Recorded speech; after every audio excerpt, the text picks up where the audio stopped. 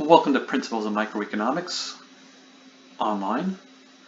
My name is Dr. Scanlan, and we're going to go over some of the basics of this class. This right here is the front page of D2L. Make sure you come here often. Under this news section, almost every day I'm going to post something here, and it's going to keep you up to date on what's happening in the class. You need to come here often and see what's happening, see if there's any announcements or any clarifications that need to be done here. So I expect you guys to be looking at this every day. Sometimes there'll be nothing here, but it's worth just looking to see if something new is occurring. So this is the first place you should go every day, is check under this. The next important thing you should look at is this Content tab. Under this tab, it'll list all the modules you're going to do this semester. So we'll start with the Welcome tab. This is where you should start. And you should go over each of these different parts of the Welcome tab. The two most important you need to focus on are the syllabus, which lists all my expectations from you out of this class and how you get different grades in the course. And probably the most important thing in this class is the timeline. You should not only open it and look it over, I strongly encourage everyone to print this out.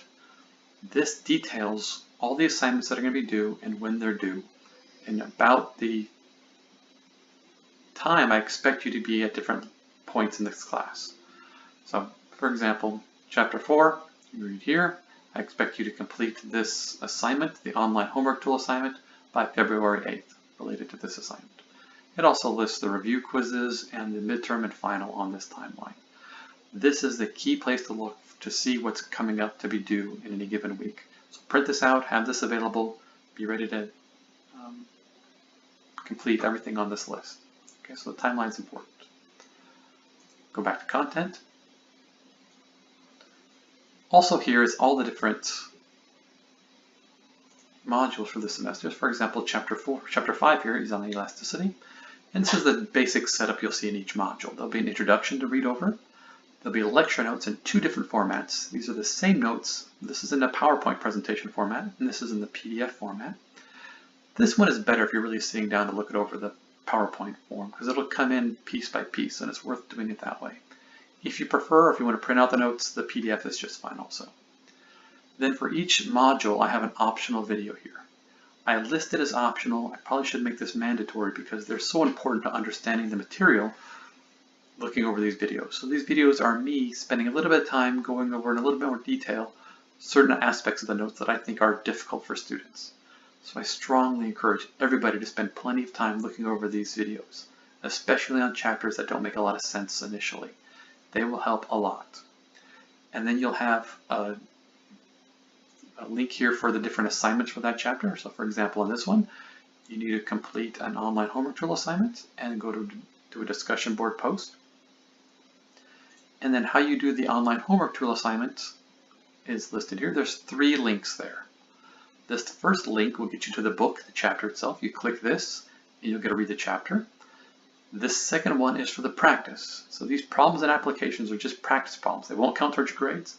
If you decide to skip this, it won't hurt your grade. It's just there for your practice. And this last one that says homework on it, this will be the one that's worth points. You need to actually complete this one by the deadline. And then there's a conclusion here you can read over for each module. So that's the setup of each module. They'll look like this for each and every one of them, so you can get a feel for what they are. The other place I need you to be able to go often and easily is go to this course tools dropdown. And there's 2 different links here. One is discussions and one is quizzes. So let's do discussions first. Discussions is where I will put interesting articles related to the class. It's where you should go to ask questions. So if you have a question that you'd like me to answer, you can put it here. You're also welcome to email me and I'll get back to you as soon as I can.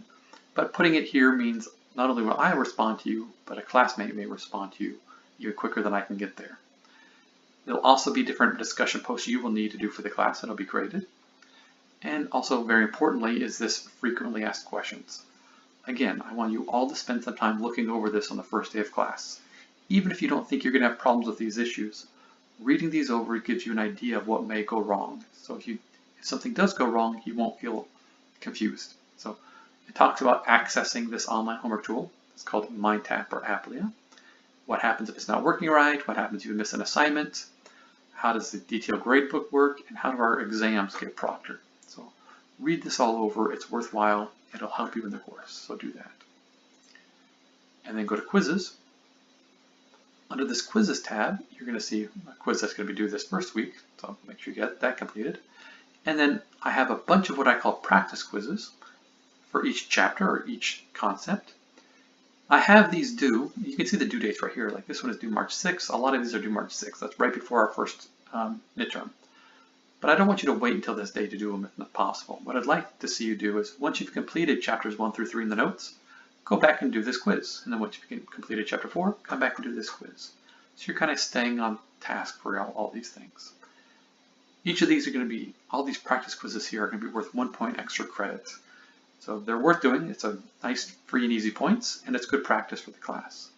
And then down here is how you're going to take your review quiz and your midterm and final for the class. So you're going to come here to do these assignments. These are fully online. Okay. So that's course tools.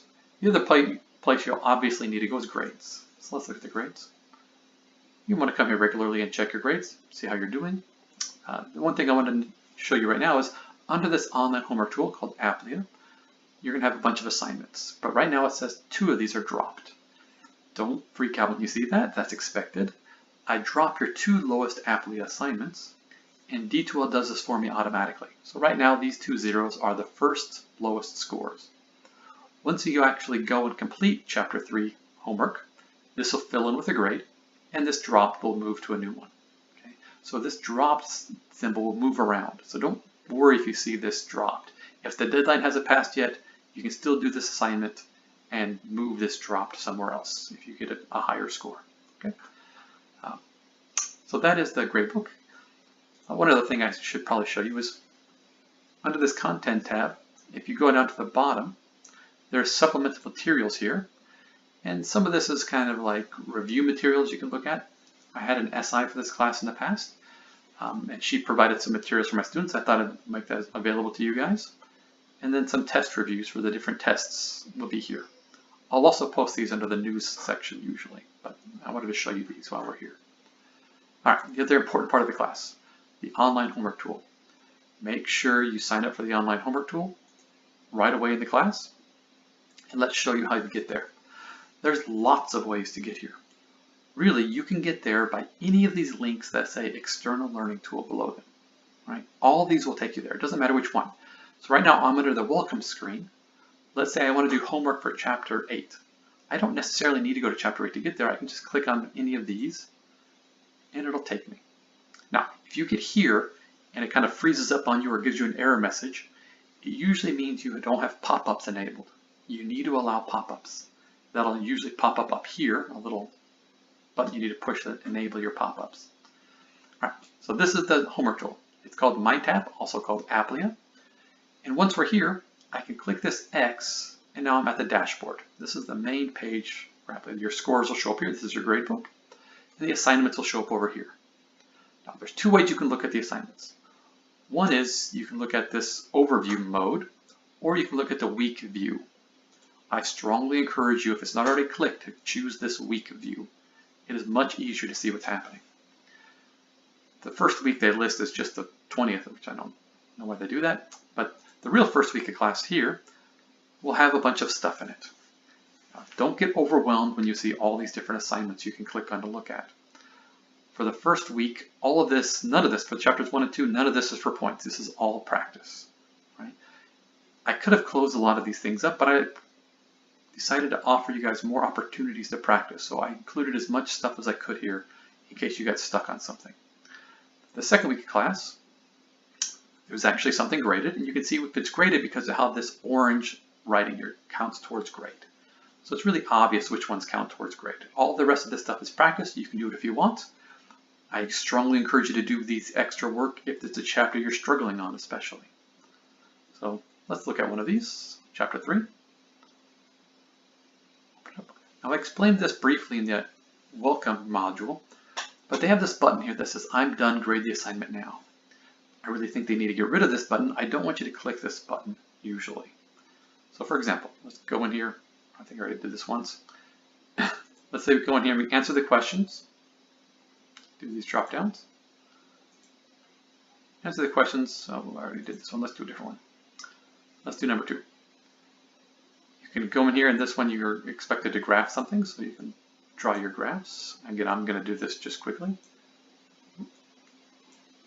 And I'm going to draw my graphs, and then you can fill these in. And let's say you do all this assignment, you do all the questions here. It might seem logical to to click Save and Continue, and to go all the way to the end, and then click that I'm done, grade it now button. Don't do that. How I have these set up is you get 3 attempts for each of these questions, and I'll take your average of those 3 attempts. If you go through and click that grade it now I'm done, you won't get 3 attempts. They'll just close down this problem, close down this assignment, and you won't get any more attempts on any of the questions. Instead, what you need to do is once you're done with this question here, click grade it now.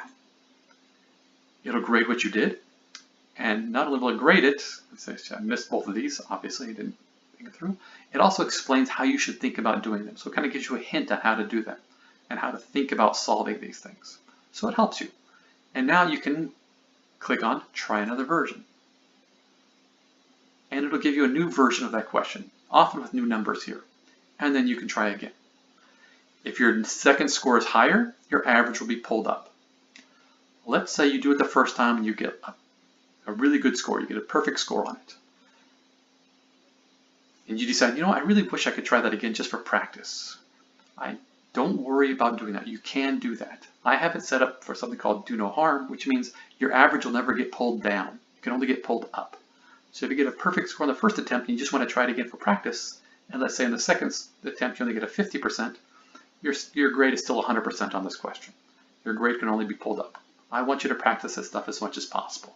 Practice is key to this class, so I didn't want you to be harmed by practicing again. So make sure you do that. And then you can check your scores here. And I'd also like for everybody to make sure your grades, once the due date is passed on your online homework tool assignment, if your grade doesn't show up here, let me know. I've had some problems with them syncing in the past, and I want to make sure we don't run into that problem this semester. I hope that makes sense. If you guys have any questions, make sure you do email me or go into the discussion tab under the course tools and put questions there. Never hesitate to ask me questions. In an online class, it's harder for you guys to ask me questions. I rely on you guys to be willing to email me or post questions there. And if I don't get back to you right away, always feel free to email me again. Sometimes they get lost in the shuffle, and I don't find it rude if you decide to email me more than once. I want to make sure you get your questions answered. I hope you have a fun semester. Hope you guys enjoy the material, and I look forward to the class.